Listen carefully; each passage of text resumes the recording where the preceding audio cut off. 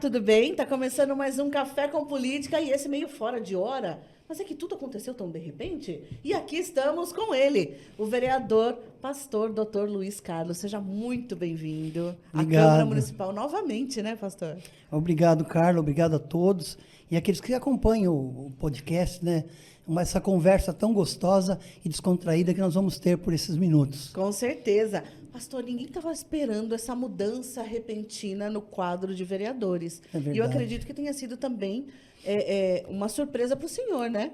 Surpreendeu, porque eu sabia, tinha conhecimento de processos que estão sendo julgados na Justiça Eleitoral. Uhum. Mas eu não sabia qual seria o resultado desse processo que me trouxe à Câmara, qual seria o resultado no Tribunal Regional Eleitoral em São Paulo, quando confirmou a sentença daqui e acabou tornando nulos os votos do vereador que participou, que eles consideraram, que a Justiça considerou como inelegível. Então, acabou que numa retotalização, por assim dizer, e depois uma redistribuição, eu fui chamado porque eu tive 1.035 votos, e estava apto, né, o partido que eu pertenço, PL, estava pronto para fazer mais uma cadeira. Pois é. E aí, aqui estou. E no fim, a gente estava aí com o vereador Ita, né? Sim, que também eu sinto muito. Super surpreso, a gente foi pego de surpresa com essa situação. E está aqui. Estamos agora com o pastor Dr. Luiz Carlos de volta à Câmara Municipal. Volta à Câmara. Estive aqui 17, 20, saí daqui, fui candidato a prefeito de Votorantim, né, pelo antigo PSL. E aí eu tentei, o ano passado, 24, eu tentei o retorno à Câmara.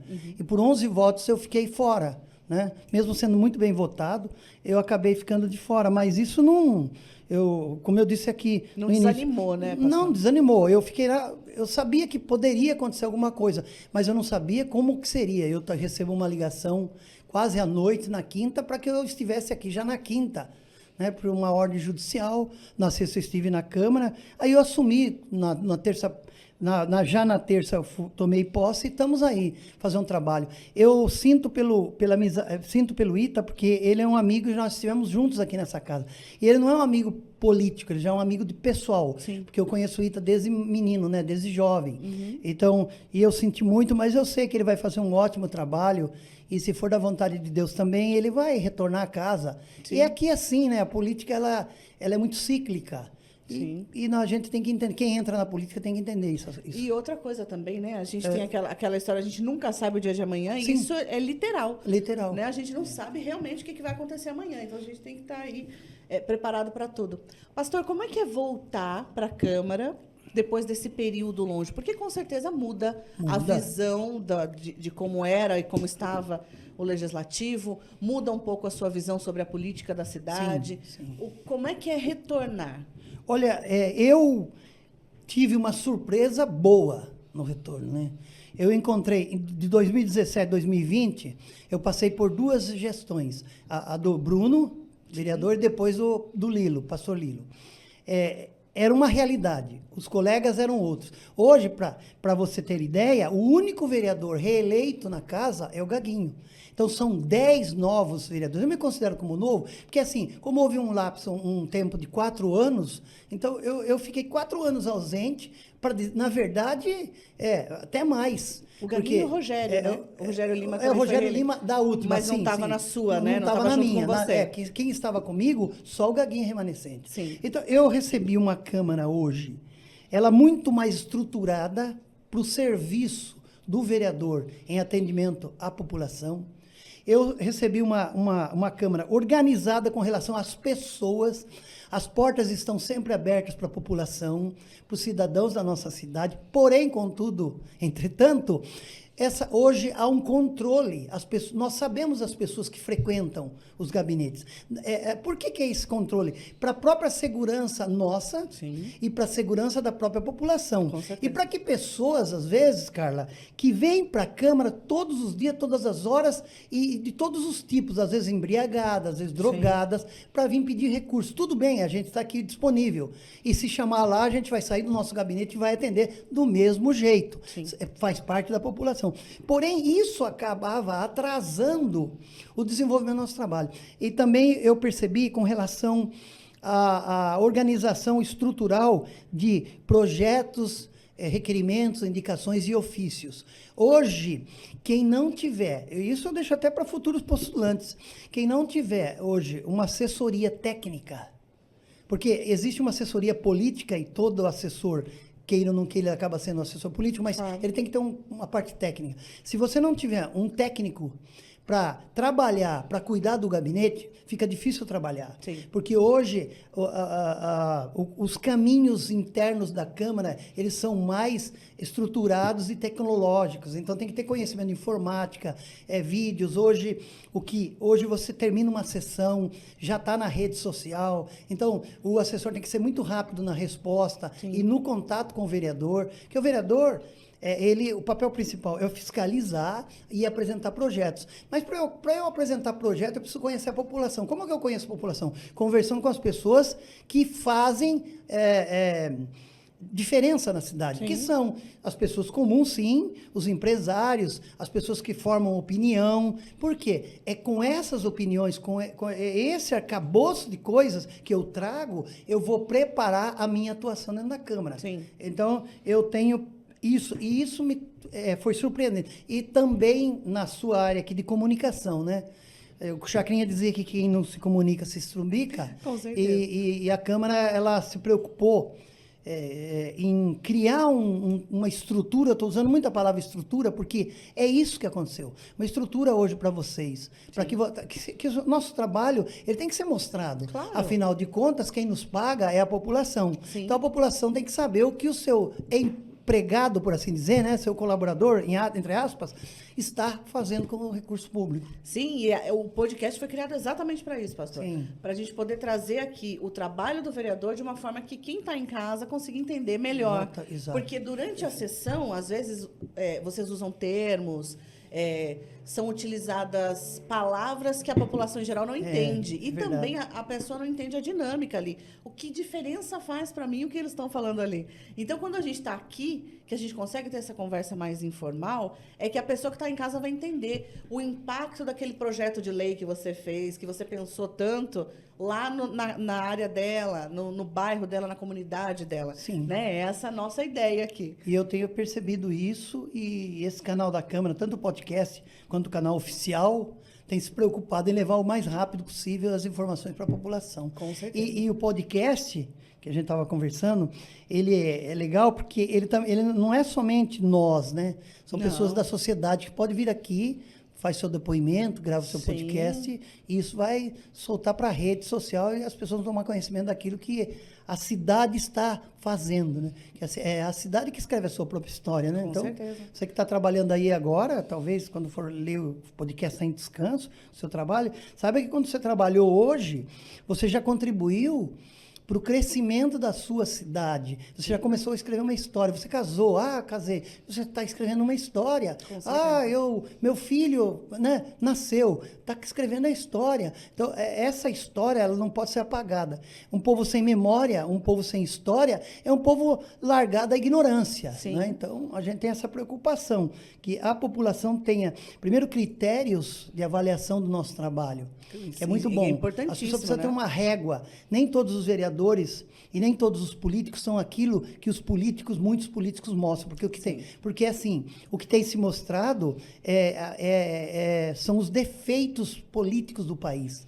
E nós temos boas pessoas com atributos ótimos, fazendo um excelente trabalho. Mas, às vezes, não tem uma divulgação, porque talvez não interessa o que é bom, né? Sim, sim. É uma coisa que a gente estava comentando bastante. Todo mundo que vem aqui no podcast, e a gente traz coisas muito bacanas, muito interessantes que acontecem. Por exemplo, a questão dessa intervenção na Cachoeira da Chave, que foi importantíssima. E tem tantos outros trabalhos que a PM faz na cidade, como alguns trabalhos com mulheres agredidas, enfim... E que não são divulgados, não aparecem. Parece que a gente entrou num processo de só o que dá o Ibope é só o que é ruim. Né? Então, a gente tem que voltar aí um pouquinho no É verdade, processo. a gente tem que voltar para a realidade. Você citou o caso da Cachoeira da Chave, né? Cachoeira da Chave sempre nos pertenceu. Sim.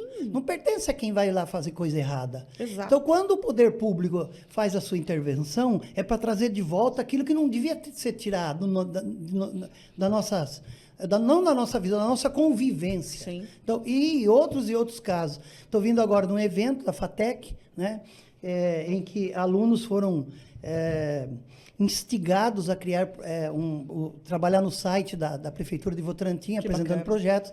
Eu achei assim, isso me empolga muito, sabe? Sim. E hoje houve a premiação e estava lá.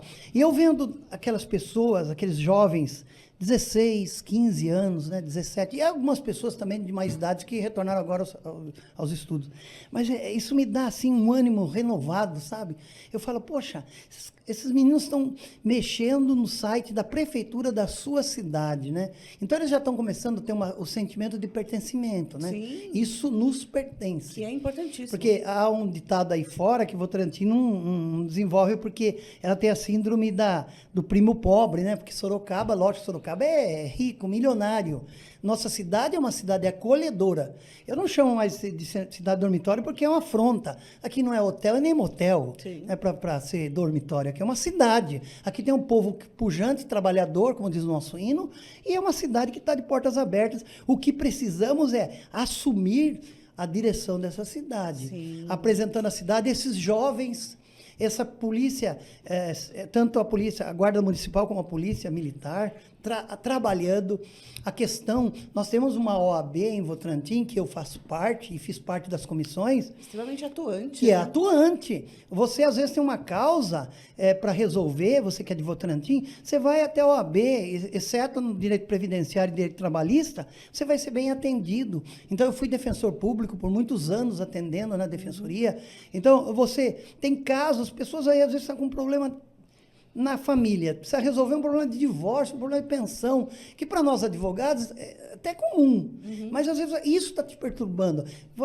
Saiba que a sua cidade tem uma OAB da sua cidade que vai trazer de volta a sua identidade e a sua cidadania. E isso vale muito. Sim. Então, quando você começa a usar o próprio público, o próprio municipal, o próprio estadual, quando você começa ter esse sentimento de pertencimento, você começa a escrever para quê? O futuro entenda. Sorocaba, sim, nós nascemos dali. Só que nós criamos asas, nós estamos voando. Nossa história, exato. Sim, e eu acho que é importante a gente falar sobre isso de pertencimento, porque uma coisa que chamou muito a atenção aqui da gente na Câmara foi o número de pessoas que deixou de votar nesse ano, nas eleições. No ano passado, né? Não nesse ano. Mas o número de pessoas que deixou de votar foi muito alto, né, pastor? Sim. Como é que será que a gente pode fazer para as pessoas entenderem a importância da participação delas? Porque quem escolhe quem vai estar ou não à frente da cidade é a própria população. Sim. É o seu voto que vai fazer a diferença, né? Então, como incentivar essas pessoas, principalmente a juventude, a participar, a votar, a ser mais participativo na política da cidade? Eu acho que primeiro tem que começar com a educação, né? O civismo. Nós perdemos, Carla, infelizmente, isso eu não estou falando questão de ideologia, nós perdemos um pouco do sentido de civismo. Civismo não é ficar passando pano para o país que está em bancarrota, não. Civismo é dizer, isso aqui não pode acontecer. Como é que eu mudo isso? Hoje, no Estado Democrático de Direito, a única forma de você mudar a vida das pessoas é pela política. Felizmente ou infelizmente, entendam isso. Então, o jovem, ele deixa de votar aos 16 anos, ele não é obrigado a votar, mas ele não vai votar, ele se omitiu. Existe um pecado da omissão, da ação e da omissão. Então, se omitir, às vezes, é pior do que você agir. Sim. O pecado de agir talvez seja menor do que o pecado de se omitir. Então, o que acontece? Eu percebo isso. Há um sentimento no Brasil, e em Votorantim foi isso, um sentimento de desencanto com a política. Por quê? Porque talvez os nossos representantes não mostraram para esses cidadãos que eles são agentes públicos para dar voz à cidadania. Então, por quê? Porque, às vezes, os interesses pessoais, os interesses pessoais estão acima dos interesses coletivos. Entendendo, Carla, eu tenho um princípio assim, quando eu atendo o interesse pessoal, meu particular, acabou ali a história. Eu resolvi o meu problema. Quando eu resolvo o problema de interesse coletivo, eu resolvo o meu problema. Olha só que benção. O meu problema está sendo resolvido é das pessoas que me cercam. Então, quando a gente fala, você tem que votar. Eu não gosto desse candidato. Pô, são mais de 200 candidatos para você escolher um. Será que nenhum tem seu perfil? E eu sempre aconselho os jovens, quando eu tenho oportunidade, os jovens e as pessoas, digo, olha, leiam o histórico da pessoa. Claro, pesquise. Quem ele é. Qual é a profissão dele? Eu não estou dizendo que tem que ser advogado, médico. Não. Qualquer pessoa do povo tem o direito. Veja o que ele já fez, o histórico da família dele. Eu tenho um pai que foi um dos que mais lutaram de Votorantim, me foge o nome. Meu pai era vanguardeiro, meu Deus. Tem lá o diploma, meu pai é falecido. Ele foi vanguardeiro. Então, minha mãe... eles lutaram para o sim em Votorantim. Então, se você olhar a biografia da minha família, por exemplo, você vai ver que todos estão, de um modo ou de outro, envolvidos na cidade de Votorantim. Meu pai foi pedreiro, minha mãe trabalhou na faxina no Grupo Votorantim, depois ela se aposentou, eles são falecidos, né? Eu formei minha família em Votorantim, embora tenha vindo de Piedade, com 8 meses, mais ou menos. E eu fui criado numa família de pessoas de poucos recursos. Eu não posso falar de pobre, porque essa palavra pobre, às vezes a gente dá uma conotação para ela muito forte. Sim. Você tem poucos recursos. Eu não tinha condição de comer bem, como todos os outros colegas, um uniforme. O meu uniforme eu usava de manhã, meu irmão usava à tarde. O meu tênis era a mesma coisa. Mas eram poucos recursos e dificuldades que eram normais há 40, 50 anos atrás. Hoje não. Hoje pessoas recebem uniforme, né, tal. Mas vejam... E a gente foi ensinado a gostar dessa cidade. Meu pai pedreiro, quantas casas eu passo e vejo o que meu pai fez. Seu Renato, tive a oportunidade, não sei se eu posso... É até um comentário assim, meu e pessoal, que eu não sou muito de comentar, mas eu tenho amizade com o seu Renato, que foi gerente do Grupo Votorantim aqui, um homem muito capacitado, né? E eu tive a oportunidade de, representando uma entidade, assinar um contrato, e eu tive que discutir esse contrato com os advogados do Grupo Votorantim, e ele era o preposto, a pessoa que representava a empresa. E lá eu comentei da minha mãe, que a minha mãe limpava a sala do seu Renato. Logicamente que ele não se lembrou, mas eu falei, seu Renato, a minha mãe tem um orgulho tão grande de ter trabalhado na Votorantim, e tem uma gratidão pelo senhor, que um dia minha mãe estava doente, o senhor passou e percebeu e disse, vá no médico. A senhora não está bem. E a minha mãe descobriu um problema no coração, que acabou sendo aposentada por isso. Então, minha mãe é falecida, a gente leva essa gratidão pela cidade. Então, eu formei minha família nesse 6 irmãos. Né? Eu, Marcos, vou ser bem rápido assim. Luiz, Elizabeth, falecida, José Carlos, meu irmão, que hoje também é pastor, o Marcos, meu irmão, que é professor e trabalha na diretoria de ensino, a Eliana, que é falecida também, e o Fábio, que é pastor. Então, todos eles tiveram uma formação pessoal, primeiramente, de dignidade, sim, né? De honestidade, e tem a formação educacional, que é a questão escolar, por assim dizer. Então, todos eles fizeram faculdade, todos eles são formados. Hoje, eu tenho um irmão que já é aposentado, mas é professor de letras. Minha filha, tenho 3 filhos, a Ana Carolina, que é professora de inglês, trabalha na escola também estadual e leciona inglês particular também, em escola particular. Eu tenho meu filho, que é advogado e professor, né? E tenho o Rafael, que é engenheiro de BI, engenheiro de dados. Então, e tenho meus 2 netos, na verdade, eu tenho 3 netos, né? Família grande. Família é grande. E eu tenho, meu neto estuda aqui, minha netinha estuda aqui, eu tinha o Ben, que hoje, esse mês de agosto, completaria 8 anos, faleceu, né, com 7, 8 meses. Votorantim soube da história do Benjamin, porque o Benjamin, ele foi dado como morto, e uma enfermeira e uma médica não desistiu na época, e foi fazendo massagem por mais de 1 hora. E ele recobrou a consciência, e viveu mais algumas horas. E o hospital da criança marcou muito isso, sabe? E isso, depois ele faleceu, que ele não aguentou mesmo a cirurgia no coração, sabe? Ele tinha uma síndrome. E aí o sepultamento do Benjamin, que foi na igreja aqui em frente ao SESI, ele travou a cidade. Foi um dos maiores. O Gaguinho estava lá comigo na época, o Ita estava lá comigo, aqueles vereadores amigos na época estavam comigo, mais o Gaguinho, porque o Gaguinho sempre gosta de fazer a sua oração e canta, né? E o Gaguinho teve uma cena muito maravilhosa lá, que marcou o Gaguinho. Talvez você veja, quando nós estávamos o caixãozinho ficou embaixo de uma árvore, no São João, lotou de passarinho. Que lindo. Quando fecha o caixão para levar para sepultar, todos os passarinhos voaram no mesmo tempo.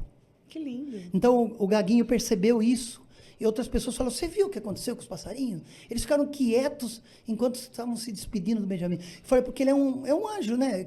Acredite você ou não, mas ele passou para escrever uma história. Sim. Então, a minha história, ela é uma história de vivência, uma história de vitória, uma história de não vitória, eu não falo derrota, não Claro. vitória.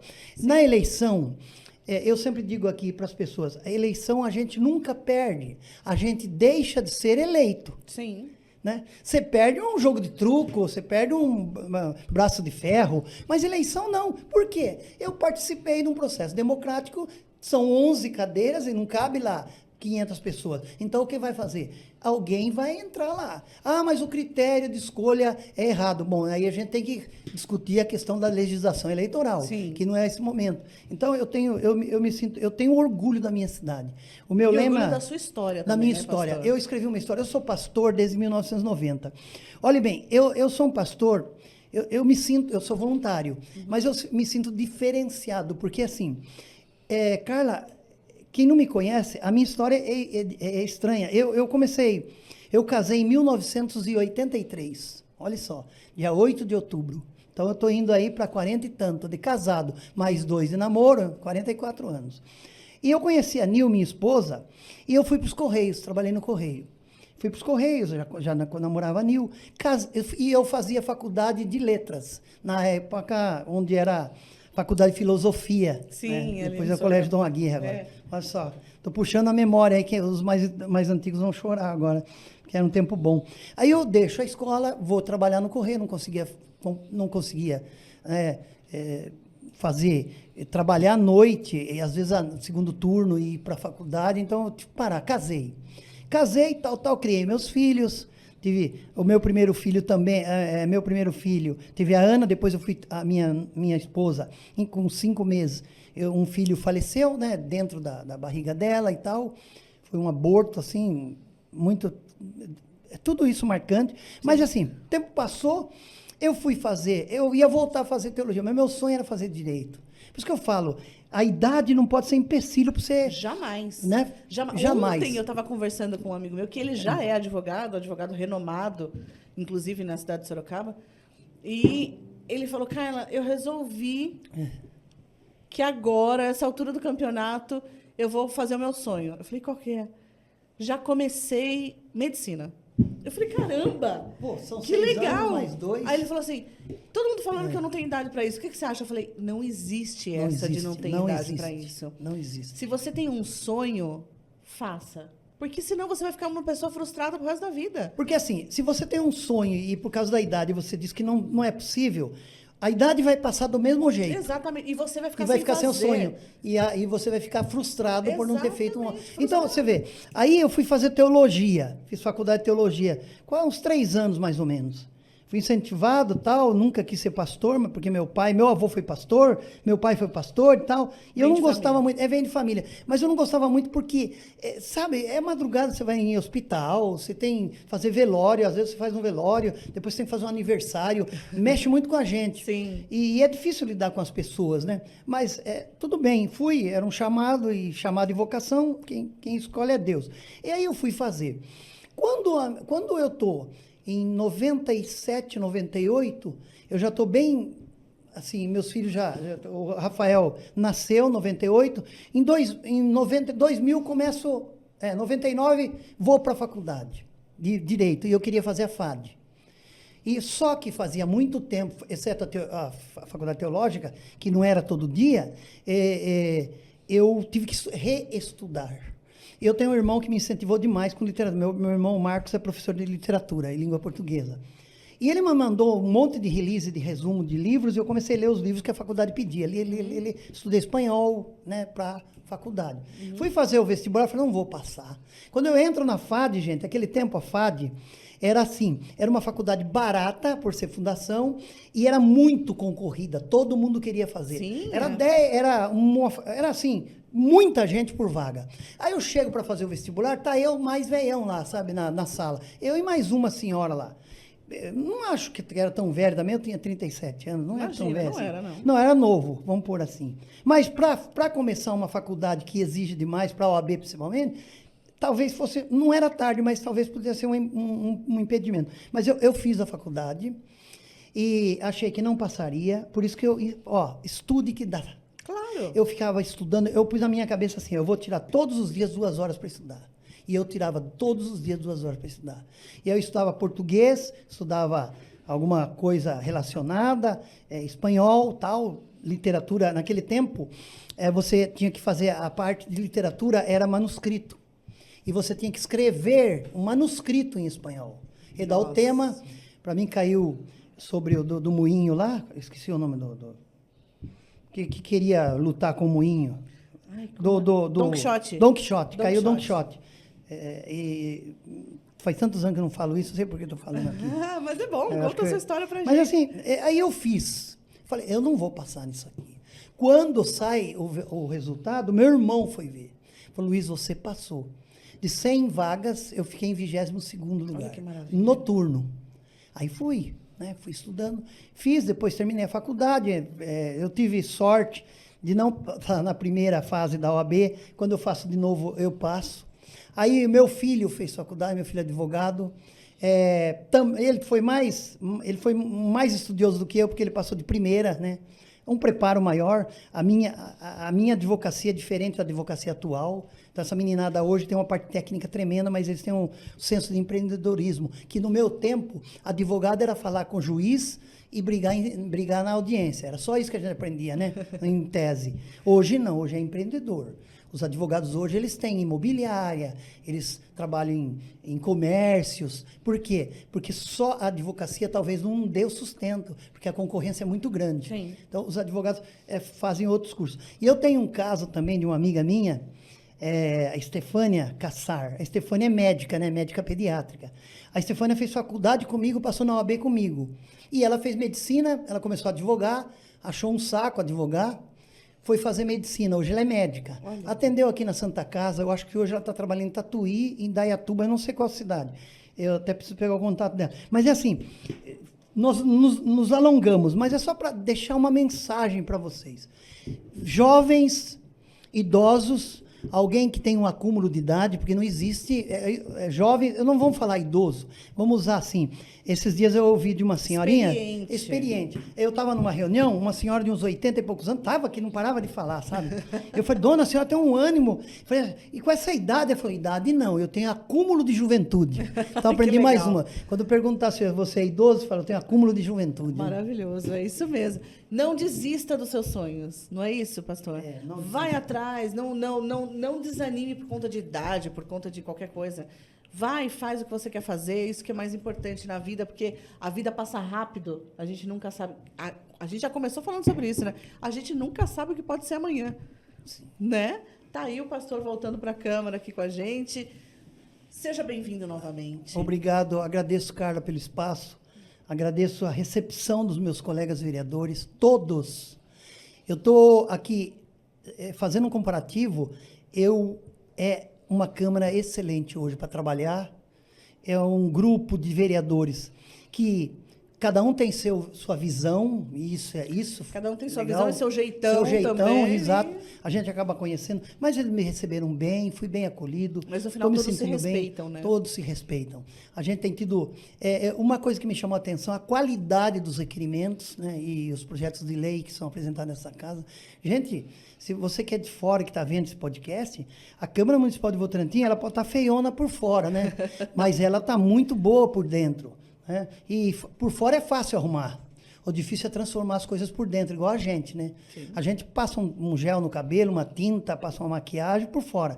Por dentro, a gente precisa de um trabalho mais difícil de mudança. Exatamente. Então, mas por dentro aqui tá bom. E você nunca perca o desejo, nunca perca o sonho, nunca perca a fé.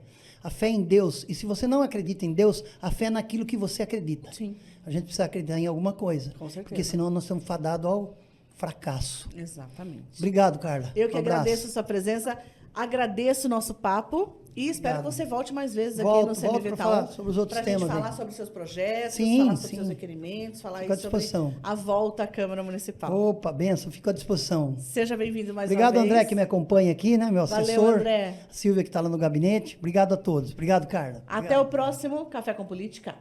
Tchau.